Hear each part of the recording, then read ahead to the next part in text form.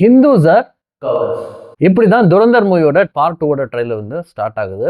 இந்த டயலாக் வந்து already துரந்தரோட first பார்ட்ல இருந்ததை தான் எடுத்து இங்கே துரந்தர் பார்ட் 2ல ட்ரெயிலரே ஸ்டார்ட் பண்ணுறாங்க. இது குறித்து தான் பல கேள்விகளை எங்களோட துரந்தர் மூவி டிஸ்கஷன் யூடியூப் வீடியோவில் வந்து நாங்கள் கேட்டிருந்தோம். ஸோ அந்த வீடியோ போட்டோன்னா நிறைய சங்கிகள் வந்து எங்களுக்கு கமெண்ட் பண்ணியிருந்தாங்க. அதில் ஒரு கமெண்ட்டை வந்து உங்களுக்கு நான் படிச்சு காமிக்கிறேன். ஆக மொத்தம் நீங்கள் முஸ்லீம், அதாவது பாகிஸ்தான் ஆதரவு ரொம்ப பாதிக்கப்பட்டிருக்கிறீர்கள்.